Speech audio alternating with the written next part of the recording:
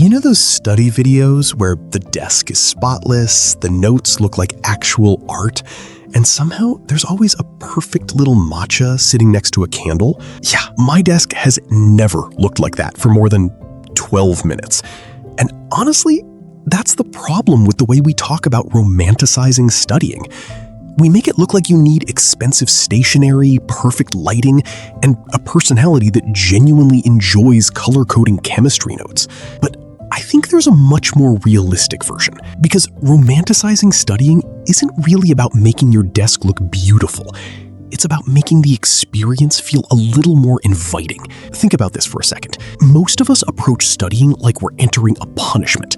We wait until the last possible moment, open 17 tabs, tell ourselves we have to study for 4 hours, and immediately feel exhausted before we've even started. So instead of trying to make studying perfect, make it pleasant enough to begin. Maybe you put on instrumental music you actually like. Maybe you make coffee in your favorite mug, sit near a window, or clean just enough space on your desk so your brain doesn't feel crowded. Nothing dramatic.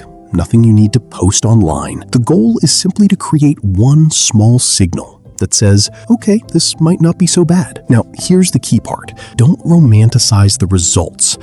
Romanticize the ritual. If you only imagine the perfect grades, the finished assignment, or becoming that incredibly organized version of yourself, studying still feels like an annoying obstacle between you and the reward. Instead, find something to appreciate in the actual process, the quiet moment before you begin, crossing one thing off your list, finally understanding a concept that made absolutely no sense 20 minutes ago. This surprised me, but sometimes the smallest details change how a task feels.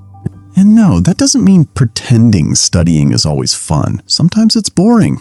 Sometimes you're tired. Sometimes you read the same paragraph 3 times and somehow absorb absolutely nothing. That's normal. You don't have to turn every study session into a cinematic experience. In fact, trying too hard to create the perfect atmosphere can become another form of procrastination. You spend 30 minutes arranging highlighters, choosing the perfect playlist, making a drink, and suddenly the aesthetic has become the task. Most people miss this. The best study ritual is one that's simple enough to repeat on an ordinary Tuesday, when you're tired and have an assignment due tomorrow. Maybe it's one lamp, one playlist, your phone across the room, and a promise to focus for just 20 minutes. That's enough, because the real shift isn't making studying look beautiful, it's making the start feel less painful. Let that sink in. You don't need to become someone who loves every second of studying. You just need to create fewer reasons to resist beginning. So the next time you sit down to study,